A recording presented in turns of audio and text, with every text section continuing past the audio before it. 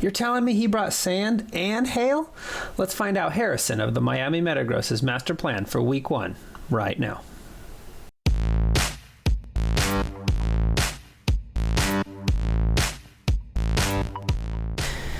Hello, everyone, and welcome to the Week 1 Team Builder episode with Harrison of the Miami Metagross. Today, we are breaking down how he came up with the squad he will be bringing into battle against the Milwaukee Monfernos.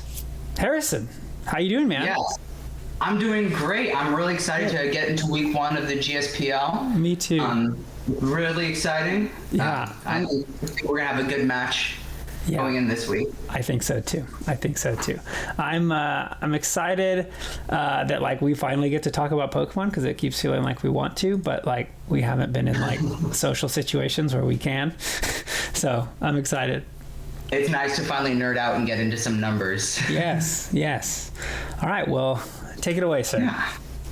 Right. So going into this matchup against the Milwaukee Monfernos with Garrett as the coach, I was looking at his team, and the first thing that stood out to me is the abundance of steel types that he's running. He's got Aggron and Metang. Metang most likely running with an Eviolite, and then Lucario going down in one of his flex spots. And those three seals made me want to focus especially on my sand. Yeah. Which is what I built the draft around. So as you can see here at the beginning, the first mon I'm bringing is Excadrill, Life Orb Sand Rush. Yeah. So I wanted to go max attack, purely just to deal out damage. Oh, and he's adamant, I see. And he's adamant too as well. So with that spread that I specifically have, I have a 56% chance to OHKO 0 HP, 0 defensive Venusaur. Okay. And then I also am dealing 77 to 92% with Earthquake to a max HP, max defense Eviolite Metang, which I feel is a pretty good wall against anything. But I wanted to make sure I had something to counter that. Yeah. And then I'm running the 212 speed specifically. With that, with the 212 speed under Sand with Sand Rush, I'm outspeeding a neutral Choice Scarf Thunderous under Sand. Okay. Just the max speed that anything could be without any boosts. So I wanted to make sure that when Excadrill comes out, if there's no boosts on the field, I'm going to be the fastest thing and I can sweep through it. Right. So even if he's timid, you said neutral. You meant neutral, like not plus, or you, like what did you mean when you said neutral? Exactly. Yeah. So no boosts. So no agility, no Dragon Dance or anything like that. I don't even know if Thunderous. I'd be surprised if he learns Dragon Dance. He might learn agility. I think he does, but. Yeah. So if he runs agility, that'll be something, but then it will still have to survive a Rock Slide from me. Right. Yeah. Which it won't. No. It will not with max attack adamant and also with Life Orb, it's definitely not going to be surviving that Rock Slide. And then Earthquake and Iron Head just to deal out massive damage to anything else that comes my way. And then Swords Dance if I get the opportunity to set up and really just punish my opponent for letting me have an extra turn to get fast plus getting the +2 attack. Okay. Yeah. And so of course to do all that I needed to bring Gigalith to set my sand for me. Yep.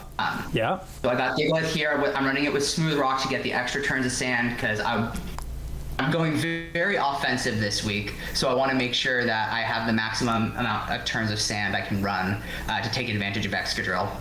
Right. I'm running Explosion, Body Press, Cursed, and Rock Blast. Explosion is more of just a last resort if I really just need to take something out. Okay. And Gigalith has sort of run its course for me. Yeah. I think it's going to be definitely more of a late game play. Okay. And then Cursed Body Press is a fun one just to boost up my attack and my defense, but lowering my speed. I don't really care about Gigalith's speed anyways. It's really there just to set stand for me. Yeah. And then I can Cursed Body Press up if I'm given the opportunity. And then with Rock Blast, I'll be able to just the biggest thing for me was making sure that with Rock Blast, I could deal damage to the Dragonite through multiscale. Okay, yeah, that actually makes a lot of sense. Yeah, so having that super effective rock attack, the first one would break through the multiscale, and then the additional damage after that would be increased.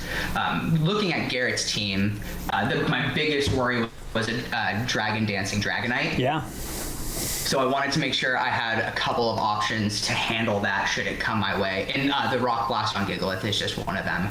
And then I'm running max HP, max attack, and then the rest into defense with Adamant as well. Okay. Do you know, like, do you survive a, I don't know, +1, Earthquake or something from Dragonite? I'm assuming that does, but... I'm assuming it does as well, especially if I can get one curse up, I'm going to be able to survive. Yeah. Pretty well, much I was just thinking of the scenario where he gets a Dragon Dance up, you're forced to switch in your Gigalith. That's what I was thinking about. But yeah, I'm assuming that's a lot of investment. Yeah. So I'm looking right here. If Dragonite's +1, and it's let's say it's Jolly. Sure. Which I think would be the premier way to run Dragonite as opposed to an Adamant Dragonite. Yeah. The max I'm going to be taking from that is 84%. So I definitely would be able to get in and survive at least an Earthquake from Dragonite and set the sand, hopefully, and then I'd probably get knocked out the next turn, but then be able to bring Excadrill back in to help me sweep through. Sweet. Cool. Yeah. But my Slowbro, who is my baby on this team, is going to definitely be the one who's going to be taking a lot of these hits. Yeah. Running max HP, max defense, bold, with lefties and regenerator. Okay. So this is Excadrill is my sweeper, Gigalith sets my sand, but Slowbro is in here to just take as many hits from me as possible. Yeah. Get in there, and then if my opponent needs to switch, I'm going to be running teleport on him to get that priority, that -6 priority on the switch, so I can get a better Mon in there to handle whatever got put in front of me. And then rounding it out, I have Ice Beam, Scald, and Psychic just for coverage. I may be switching out one of them and running Slack Off. Okay. Maybe getting rid of Psychic, depending, just because there's so many Steel types, and Psychic doesn't hit too much on his team super effectively. Yeah. And then he's got the immunity to Psychic with his Houndoom. Yeah. Yeah, and I don't really need to worry about Infernape. The only thing, yeah, and I mean Scald, but yeah, and then I got Scald to handle that as well. So Psychic, I may Venusaur, I guess, would be the only thing that you'd really probably click Psychic against, but Venusaur. It would be the only thing, if not for my Noivern here. Okay. I'm running my Noivern here extremely offensively, and Noivern has a really high base speed stat, anyways. So. Yeah, being able to switch Noivern in with max speed on the field, it's going to be able to outspeed everything, especially a Venusaur. Yeah. And then with max special attack choice specs, if I can land a Hurricane, it's not going to be the Venusaur is going to go down. No, yeah, I was just saying the only reason I think Slowbro would click Psychic pretty much would be the Venusaur. I don't know. We'll see. Yeah. Yeah, I think if I caught down into that situation, I might just tank some kind of special grass type attack from Venusaur. Maybe it's like an Energy Ball or a Giga Drain. Yeah. And then click teleport out to be able to get Noivern in. Yeah. And then either Garrett's got to let me hit that Hurricane, or he's got to switch, in which case he's giving me 2 free hits, because my Noivern is still going to outspeed anything that comes in that's not Scarfed. Off the top of my head, I know Hurricane's accuracy goes down in the sun. It doesn't go down in the sand, does it? Do you know that off the top of your head? It can't miss in rain. I don't know if the accuracy goes down in sand. Okay, I think it does in the sun, but I'm not sure. I could say going down in the sun because of the plus accuracy in rain. Yeah. But I do know that Hurricane hurts regardless. It does. If it hits, it's gonna hurt. Yeah. So Noivern here is gonna be my dedicated lead for this match. Running it with Frisk, I'll be able to see whatever the item is in front of me right off the bat. Okay. Yeah. And then if something's in there in front of me on the lead and it's not a choice Scarf, I'm going to be clicking either Draco Meteor or Hurricane. Okay. Unless it's one of his Steel types, except Lucario. So if it's an Aggron or a Metang in front of me, then I'm going to be clicking U-turn to get out of there and probably bringing in Slowbro to pivot around. Okay. Yeah, that makes sense. Yeah. Yeah. That's great. U-turn and teleport. Slowbro pivot, I've got my Darmanitan here, which is... as you can see, I'm running it with Jolly, max speed, max attack, and the rest up into HP. Yeah, that's a lot of damage. It's banded here. It's purely a revenge killer. It's going to come in and revenge something, or come in after a Slowbro teleport. then just absolutely deal a ton of damage. Even to the Feraligatr, it's a guaranteed 2-hit KO off of Flare Blitz. Yeah. If I get stuck into that. And then I have just some coverage moves here, Earthquake and Rock Slide, and then U-turn there. If I get teleported in and then I need to get out before I've clicked anything, a Choice Banded U-turn is still going to hurt even though it's not stab. Yeah. No, I know, but I mean, he hits like a truck. I mean, 140 base attack is going to hurt. He hits like a little bit. Absolute truck, and that's exactly why I drafted him. He's got a good speed stat and a crazy attack stat. I can throw a Choice Band or a Scarf on him depending. Yeah. This week, because I feel like I have way better speed control, I wanted to go for the extra damage to get the pure damage out and just absolutely take some souls. Take some souls. Not even lives. The soul. The soul itself. No, I'm taking the whole soul with me. Yeah. Okay. I like it. Mm-hmm. Yeah, and then rounding out my team, I have my NineTales here. So I'm running dual weather with snow warning on the NineTales. I see that. I stuck the Babiri Berry on it because, as I mentioned, there's the 3 different steel types that he has on his team. That makes sense. I want to make sure that NineTales can at least get in there and tank a super effective steel attack and set up at least one Aurora Veil before going down. Okay. Yeah. And then my spread here, I'm pretty proud of it. Oh yeah. I'm going max speed, and then the special attack here is specifically set to guarantee a 2-hit KO for a 0 special defense, 0 HP Dragonite. Okay. After blizzard damage.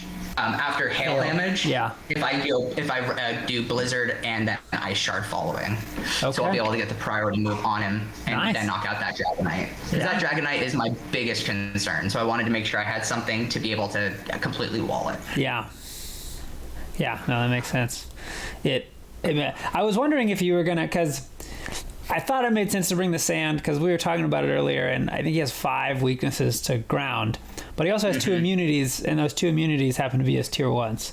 So kind of a weird balance there. So I needed to make sure that I could at least run some coverage on hitting the Thunderous and hitting the Dragonite. Yeah. And that's why I've got 2 phenomenal attackers here with my Excadrill and my Darmanitan, both running Rock Slide. Right.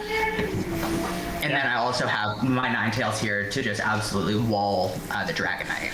Yeah, I like the Ice Shard tech. Like, I think that's pretty clever. You don't usually expect a Alolan NineTales to run Ice Shard since it's physical. Right. But being able to EV it just enough, because I'm bringing the NineTales specifically to handle Dragonite. It'll also take care of Guzzlord if he brings that, but I'm not too concerned about the Guzzlord. I really don't want to deal with a Dragon Dancing Dragonite. Yeah. Yeah. And so having the NineTales here to set up Hail, an Aurora Veil, a Blizzard, and an Ice Shard, I'll be able to spread that around pretty well and hopefully take care of that should that issue come up. Yeah. Cool. Yeah. Looks like a sweet team. I like all the U-turns. I'm a big U-turn teleport volt switch fan, so I love seeing 3 different mons with it. I think being able to have that priority switch going around, having the teleport on Slowbro, having the U-turn on Noivern, and then the U-turn also on Darmanitan. Yeah, it'll allow me to really have a lot of flexibility in shifting things around and changing the weather, either to hail or to sand, depending on what I want to do. Because one thing I did note is that he does have a Frostlass, which could run, I think it's Snow Cloak or whatever the ability is to up evasion in the snow. Yeah. So if he brings that expecting me to set up hail with my NineTales, I'll be able to pivot around and get Gigalith in to set up the sand, so that way Frostlass can't run away from me. Yeah, and Frostlass doesn't really want to fight a Gigalith, so it's kind of perfect. No, it doesn't. No, I can hit it with a couple Rock Blasts and it's going to go right down. Rock Blast isn't 100% accurate, right? Is that correct? It's like 90 or something? No, it's 90%, but it can hit 2 to 5. Right. So as long as I can hit a couple on the Frostlass, it's very frail. It's going to go down. Yeah. Yeah. Well, cool. I'm glad we could do this. Thanks for being on. Yeah, absolutely. It's been a joy. I'm really excited to see how the battle goes down. Yeah, I'm excited. I don't know. I'm excited for next week to talk about what worked, what didn't work with people, what what, like, because I don't know, you won't start seeing free agent moves until, you know, they're like tier 1 mon has got hit like 3 times, died twice, and done no damage or something, you know, after like 2 weeks. Yeah, absolutely. I think the first 2 to 3 weeks are people going to be getting a feel for their team, figuring out what's working for them, what's not, and then they're going to be making those changes. But right now, I'm really confident in the team that I was able to draft and pick up. As we talked about, I got a lot of inspiration. Yeah, you did. But if it's not broke, don't fix it. Yeah, hopefully you don't have to play Chimpact in the playoffs, I guess. But as long as that doesn't happen. Well, unless he's running some kind of Smurf account in our league, I think I'll be okay. Yeah, unless one of my brothers is secretly Chimpact or something, I would be surprised. But well, all right, Harrison, thanks. And Stephanie, also thanks. I know you're there somewhere. And I'll see you guys in an hour or so. Great. Sounds good. Yeah. Awesome. All right. Thank you so much, Bo. I always appreciate it. Thanks. Yeah, it was fun.